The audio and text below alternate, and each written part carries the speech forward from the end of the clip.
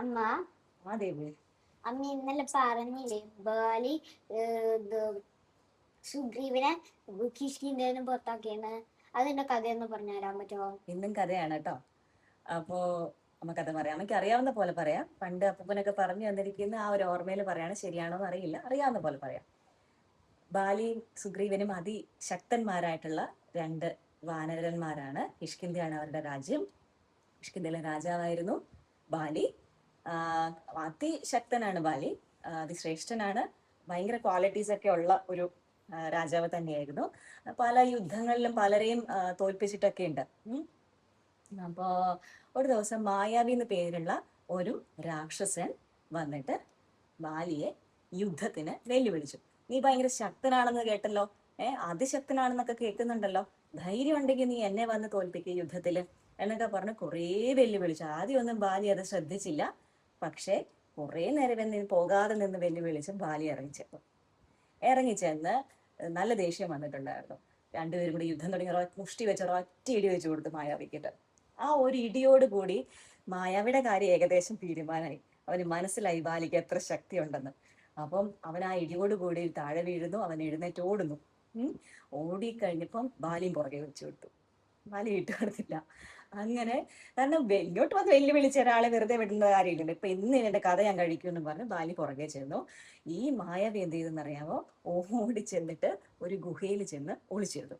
അപ്പൊ ഈ സംഘടനകളൊക്കെ കണ്ടിട്ട് സുഗ്രീവൻ കാണുന്നുണ്ട്. സുഗ്രീവനും പുറകെ ചെന്നു. ഇതെന്താ സംഭവിക്കുന്നതെന്ന് അറിയണല്ലോ. മായാവി ഓടുന്നുണ്ട്, പുറകെ ബാലി ഓടുന്നുണ്ട്. ഇതും കണ്ടുകൊണ്ട് സുഗ്രീവനും പുറകെ ഓടിച്ചെന്നു.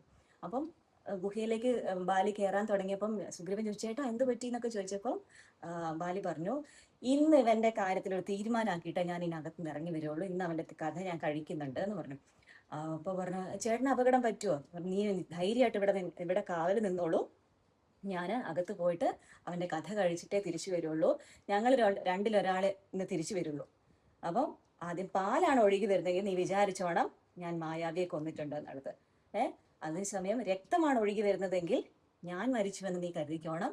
നീ എന്ത് ചെയ്യണം? ഉടനെ തന്നെ ഈ ഗുഹയുടെ വാതിൽ അടച്ചു വെച്ചിട്ട് കിഷ്കിന്ധയിലേക്ക് പോകണം. എന്തിനാന്ന് വെച്ച് കഴിഞ്ഞാൽ ബാലിയെ കൊന്നിട്ട് ഈ മായാവി പുറത്തിറങ്ങി രക്ഷപ്പെടാൻ പാടില്ല. അതുകൊണ്ട് ഗുഹയുടെ വാതിൽ അടച്ചിട്ടേ നീ പോകാവുള്ളൂ എന്ന് പറഞ്ഞു. അങ്ങനെ കുറേ നേരം ഈ യുദ്ധം അവിടെ തുടർന്നുകൊണ്ടേയിരുന്നു. സുഗ്രീവൻ പുറത്ത് കാവലിരുന്നു. അങ്ങനെ കുറേ നേരം കഴിഞ്ഞപ്പം ഇതിനകത്തുള്ളൊരു ഒരു ട്വിസ്റ്റ് എന്ന് പറഞ്ഞു കഴിഞ്ഞാല് ഈ ബാലി സുഗ്രീവന്മാരുടെ സംഭാഷണം നമ്മുടെ മായാവി കേൾക്കുന്നുണ്ടായിരുന്നു. അവൻ രാക്ഷസനാണല്ലോ. അവൻ അവിടെ ഒരു വിദ്യ പ്രയോഗിച്ചു. അവൻ എന്ത് ചെയ്തു എന്നറിയാവോ? കുറേ നേരം കഴിഞ്ഞപ്പോ ഗുഹയുടെ പുറത്തേക്ക് ചോര ഒഴുക്കി വിട്ടു. അപ്പൊ ചോര ഒഴുക്കി വിട്ടാൽ ചോര ഒഴുകുന്നത് കണ്ടാൽ ആര് മരിച്ചെന്ന് കരുതണം? ബാലി മരിച്ചു. അപ്പം ഇത് കണ്ടപ്പം സുഗ്രീവൻ ആകെ ഷോക്കായി. സുഗ്രീവൻ ചേട്ടന്റെ കഥ അവൻ കഴിച്ചു, അതാണല്ലോ ചോര ഒഴുകി വരുന്നത്. സുഗ്രീവൻ ആകെ വിഷമമായി. സുഗ്രീവൻ എന്ത് ചെയ്ത് കുറെ നേരം അവിടെ നിന്ന് കരഞ്ഞതിന് ശേഷം ഗുഹയുടെ വാതിലൊരു കല്ല് വെച്ച് അടച്ചിട്ട് കിഷ്കിന്ധയിലേക്ക് പോയിട്ട് എല്ലാവരോടും വിവരം അറിയിച്ചു. ചേട്ടൻ ഇതുപോലെ മായാവിയായിട്ടുള്ള യുദ്ധത്തിൽ മരിച്ചിട്ടുണ്ട്. അപ്പം നമുക്ക് അങ്ങനെ എല്ലാവരോടും പറഞ്ഞു കാര്യങ്ങളൊക്കെ. അപ്പം കിഷ്കിന്ധയിൽ എല്ലാവർക്കും സങ്കടമായി. കുറെ നാൾ കഴിഞ്ഞ് എല്ലാവരും കൂടി സുഗ്രീവനെ രാജാവായി വാഴിച്ചു. അങ്ങനെ സുഗ്രീവൻ രാജ്യം ഭരിച്ചു തുടങ്ങി.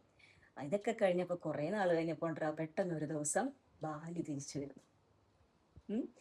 അത് കണ്ടപ്പോൾ എല്ലാവരും ഷോക്കായി. സുഗ്രീവൻ അതിനേക്കാൾ ഷോക്കായി. മരിച്ചുപോയി എന്ന് പറയുന്ന ഒരാളാണ് തിരിച്ചു വരുന്നത് അല്ലേ. അപ്പം ചേട്ടാ എങ്ങനെ രക്ഷപ്പെട്ടു എന്നൊക്കെ ചോദിച്ചപ്പോൾ ബാലി ഭയങ്കര ദേഷ്യത്തോടെയാണ് വന്നേക്കുന്നത്. അപ്പം ചേട്ടാ എന്ത് പറ്റി, എങ്ങനെയാണത്? നീ എന്നെ അവിടെ എന്താണ് എന്നെ കുടുക്കിയതാണല്ലേ, എന്നെ പറ്റിക്കാൻ വേണ്ടിയാണല്ലേ, അങ്ങനെ എന്നെ ഇവിടെ നിന്നെ അവിടെ ഗുഹയിൽ അടച്ചു വെച്ചിട്ട് നിനക്ക് വന്ന് രാജ്യം കൈക്കലാക്കാൻ വേണ്ടി നീ പ്രയോഗിച്ച വിദ്യയായിരുന്നു അല്ലേ, ഞാൻ രക്ഷപ്പെടില്ല നീ കരുതിയോ എന്നൊക്കെ പറഞ്ഞ് സുഗ്രീവനോട് അപ്പൊ സുഗ്രീവൻ പറഞ്ഞു, ചേട്ടാ അങ്ങനെയല്ല സംഭവിച്ചത്, ഇതാണ്. പക്ഷെ സുഗ്രീവൻ പറയുന്ന ഒരു കാര്യവും ബാലി കേൾക്കാൻ തയ്യാറായതേയില്ല. സുഗ്രീവനെ നിന്നെ ഇന്ന് ഞാൻ ശരിയാക്കും എന്നൊക്കെ പറഞ്ഞ് ഭയങ്കര ദേഷ്യത്തോടു കൂടി സുഗ്രീവനെ ആ കിഷ്കിന്ധയിൽ അപ്പം സുഗ്രീവൻ അവിടെ നിന്ന് ഇറങ്ങി ഓടി എവിടെ ചെന്നാലും ബാലി ചെല്ലും. ബാലിയുടെ കൈപ്പെട്ടാൽ പിന്നെ കഥ തീരും. അങ്ങനെ എല്ലാം ഉപേക്ഷിച്ച് സുഗ്രീവൻ സ്വന്തം ഭാര്യയും ഒക്കെ ഉപേക്ഷിച്ച് സുഗ്രീവൻ കിഷ്കിന്ധ വിട്ട് ഓടുകയായിരുന്നു. അപ്പൊ എവിടെ ചെന്നാലും ബാലി പുറകെയുണ്ട്. അപ്പോഴാണ് ഇങ്ങനെ ഒരു സ്ഥലത്ത് ഋഷ്യമൂകാചലത്തെ പറ്റി സുഗ്രീവൻ ഓർമ്മ വന്നത്. കാരണം ഋഷ്യമൂകാചലത്തില് ബാലിക്ക് ഇങ്ങനെ ഒരു ശാപം ഉള്ളത് കൊണ്ട് കയറാൻ പറ്റില്ല. ഉം. അതുകൊണ്ട് എന്ത് ചെയ്തു, സുഗ്രീവന്റെ ഒരു 3-4 പ്രധാന മന്ത്രിമാരെയൊക്കെ കൊണ്ട്, അത്യാവശ്യം കുറച്ച് സുഹൃത്തുക്കളും സേനയൊക്കെ ഉണ്ട്, അവരെയൊക്കെ കൊണ്ട് സുഗ്രീവൻ അന്ന് മുതൽ ഋഷ്യമുഖാചലത്തിൽ താമസമായി. മനസ്സിലായോ? ഈ ഋഷ്യമുഖാചലത്തിൽ കയറാതിരിക്കാൻ ബാലിയെ ശപിച്ച ആരാണ്? മകനം കിട്ടുന്നില്ല. ഒന്നുകൂടെ ശ്രമിച്ചു നോക്ക്. മാതംഗം. മാതംഗ മുനിയുടെ ശാപം കൊണ്ടാണ് അല്ലെ. അതിന് എന്താ ശാപത്തിന് കാരണം എന്തായിരുന്നു? സുഗ്രീവൻ തല എടുത്തെറിഞ്ഞ. സുഗ്രീവനാണോ?